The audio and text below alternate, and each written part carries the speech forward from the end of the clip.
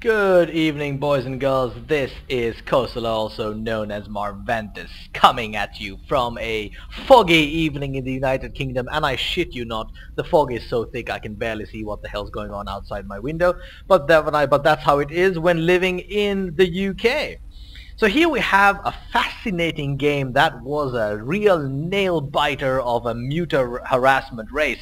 In the top left-hand corner, we have our opponent of the day, Unreal Timo, and in the middle we have the Blue Zerg, myself, Marventus. So again, a Bronze League game, first person, one of my own games from the league. I actually win this game, and Mr. Unreal Timo does give me a bit of a hassle. But in the end, I conquer nonetheless. Let us get that production tab up. And I conquer with a mass of mutas, I tell you, which is just hilarious. So here we are, 10 of 11 supply. I am droning up. Overlord about to pop out. There it is. A couple more drones will be on the way for me, followed by a spawning pool at 12 supply. And Mr. Unreal Timo in the meantime is plopping down his Unreal Supply Depot, followed by some Unreal SCVs, almost going to 1.5 rows right now, so he's happily motoring away on his macro as well. First gas going down now at 11 supply for him. My drone just about to hit, oh no, not my drone, my Overlord is doing some scouting over there. Did I send a drone scout? Well, this is curious. I didn't actually send a drone scout because of course my Overlord is scouting out here and I already know that the enemy is over here. That makes sense to me. I seem to be preparing for a bit of a Nidus network harassment over here. Let's see if that actually happens. Now we have the spawning pool going up. My first gas is up and well and mining away. Well, boys and girls, while we wait for more interesting things to happen in this game, let me tell you, I've started doing some 2v2 with my buddy Firesilver, whom you've seen us do a joint cast once before. And man, it's going really well. Zerg is an excellent matchup, and we're at number 2 in our league right now with a solid win-loss ratio and doing really quite extraordinarily. Expect to be motored up to gold anytime soon, or is it silver next? I can't remember which. Comment below and let me know. But yeah, Zerg and Zerg are just an excellent combo. So here we are now, droning away. 1.5 rows plus happening, spawning pool just being done, and now I should be getting a queen. There it is, a queen and my first 4 Zerglings on the way, as is my traditional standard opener. In the meantime, we've got a barracks having come down for Mr. Unreal Timo, and then yet a bunker being placed in the front, walling in there a little bit to make sure he is safe and tucked in. Both gases now up and mining for Unreal. I wonder what this means. We may be up for some marauders. We may see a factory followed by some Hellions. Time will tell.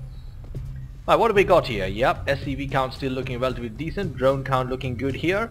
And we have 3 Zerglings out. 1 Zergling now heading to this Zelnaga tower. Another one will be headed down here. And I traditionally will park 1 or 2 at the base over here to see what the hell's going on. Queen's popped out, time for some lavaing, there it is. And my metabolic boost is being researched. I did some thinking on this and I decided that I wanted to approach this from a Ling-Baneling sort of perspective originally, but had to change my mind in a really big hurry, and I'll show you why. I have an auxiliary hatchery going down here for some extra lava.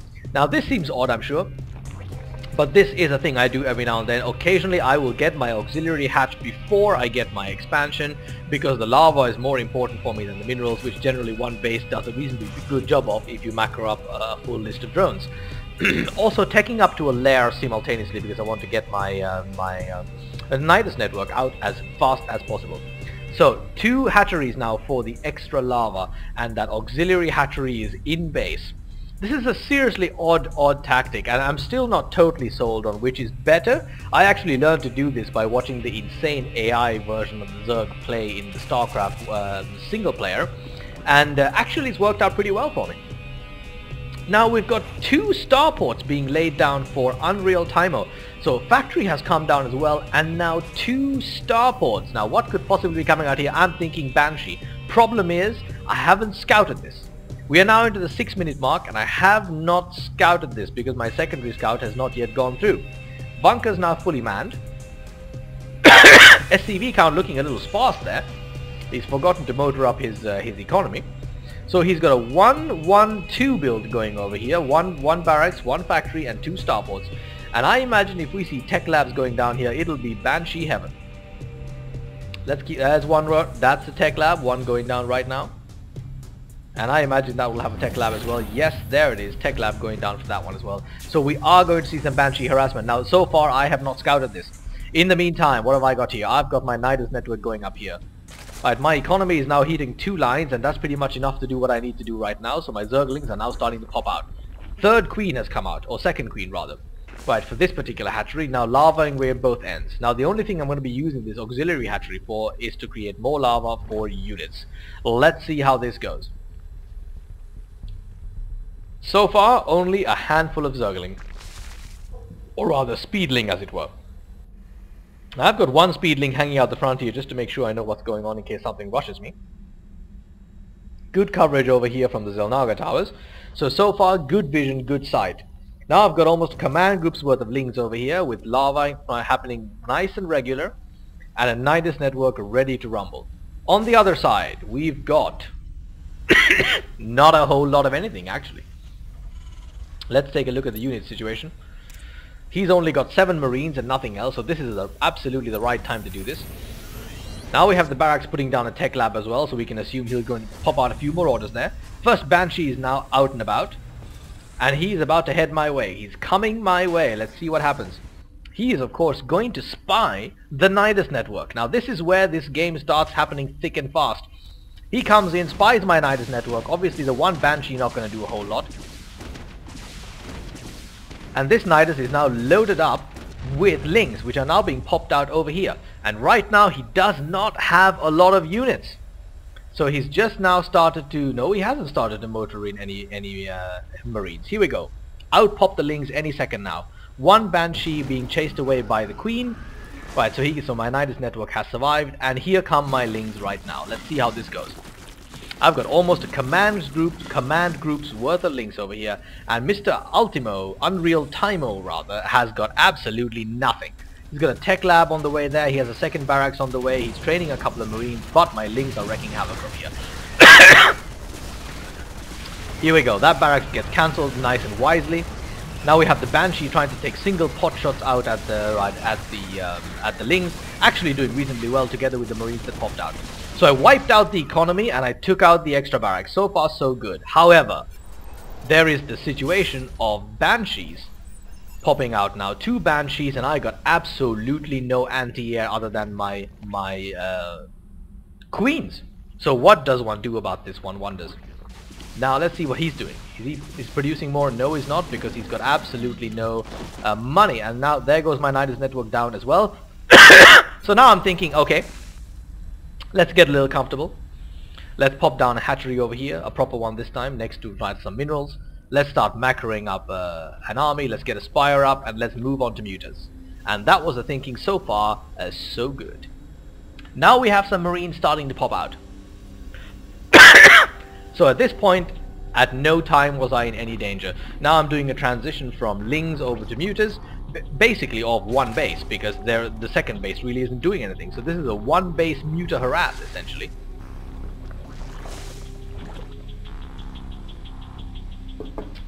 And what's going on here? We have 3 Banshees coming in for some hit and run. And in the meantime, we've got more Marines being popped out here. Let's go. A little handful of Marines over there. Another Banshee coming out there. And we have a Queen about to go down. He doesn't make it. Or rather, she doesn't make it. Now I've got 1 Queen standing there. Now I'm in trouble. Because right now I've got 2 Queens. And that could be enough to take this on. Let's see how it goes. Another Queen going down quickly. That one's gone down too. We are in trouble, serious trouble now. But there are no mutas out here yet. The production queue are popping out 2 mutas now that the spire is done. And I've got a Queen coming out. Now this can get very hairy in a big hurry. Look at this. My hatchery is going down fast. He takes a bit of a pause, does a little swivel around, and he's taking down that hatchery in a real big hurry. Fortunately, I've got tons of lava from all the work done before, but look at my mineral count. I've got no money. Absolutely no money. Now finally a couple of mutalies have come out. That Banshee's going down.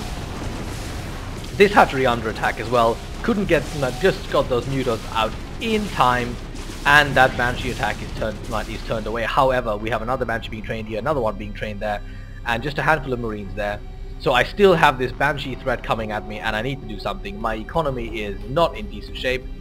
But I've got huge amounts of lava, thank God for that, because I've been busily lavaing away with my queens, and this ultimately is what saved the day, because in one at a time I got those mutalisks out.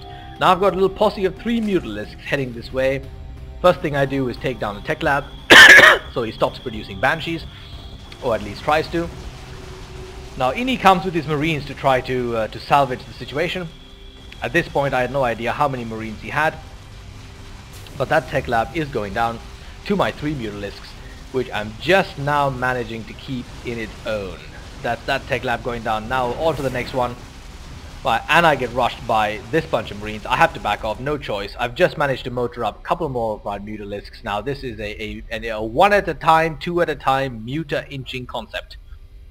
And my mineral count is now just starting to gather up again. I can produce a few more, but currently not doing so. So I got my mutas out of the way of the ravens and the marines, and they're doing little circles around the base, trying to find a way to stay alive and keep going until they can be joined by more mutas. I have another 5 mutas finally on the run, on the incoming rather. Now finally we're looking in relatively decent shape. He is starting to get his economy going again. His batch of marines now is starting to look reasonably serious, and we've got a supply depot on the way there as well. He's rebuilding the tech lab, so the banshee harassment can continue. There's a raven coming out as well. Right, however, now I am starting to get a handle on this game. Right, with more mutas coming out in steady strokes, a queen on the way now to lava up as needed, but because of this lava pool that I managed to generate, really totally saved the day for me.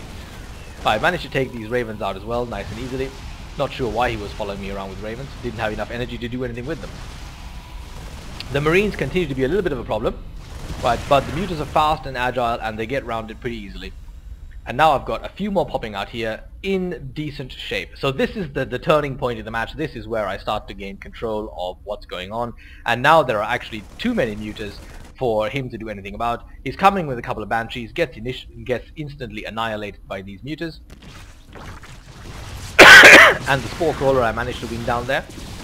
And now I have the muta count I need, 1 row and a bit, to end this game. So now I'm going back to finish this off finally. Thank goodness for the lavaing, and I can't stress this enough. I just happened to have enough lava even after the queens went down to make this happen. Otherwise it would have been pretty hairy there for a little bit. The marines now no longer any match for this amount of mutas. Only thing left to do is gradually take down the base, really. Starting with these very irritating starports. The ravens are going down there in a hurry. They're trying to head down to my base, but he's not going to make it. And back we turn around and take down more of the starports. We have 2 more mutalisks having popped out in the meantime. Mineral count still doing horrendously, but now no longer an issue because I am back in control of this game. And there we are, boys and girls. It was a very interesting match. I didn't actually know exactly how this was going to go when that auxiliary hatch went down together with all the queens. I thought I was basically screwed. But you see here, I never got this base in action at all. So this is essentially a 1 base muta play that actually worked out pretty damn excellently. He's getting an engineering bay down there for some extremely weird reason. Not sure what he was trying to do with that. He's got basically no units. He does have a good count of minerals though. Why he's not popping out marines, I really don't know. Right, and then these bunkers are a bit of a problem as well. So I just avoided them and ran around and killed everything else. And there is that engineering bay going down as well in a second. But first the factory and the tech lab associated with it. There we are, things are now starting to look solid, taking down more of his economy. The marines popping out 1 at a time, largely generally useless. A tank even more useless. He's done some odd choices when it comes to units in this situation. He just adapted extremely poorly, so I imagine he was doing just a little bit of panicking there, really. Nice that these the mutas fire off into there's three different things being hit there, which is kind of cool. And now that tank gets destroyed as well. So there it is. This is pretty much GG from our man and the end of the game as we know it. So boys and girls, it turns out 1 base muta play works perfectly fine. But you do need to make sure those lava are happening, but generally it does actually work. Very interested in your comments on this one. Feel free to comment below and like, dislike and all that other good YouTube stuff that one does. Looking forward to casting more for you in the days ahead, boys and girls. Have a lovely holiday.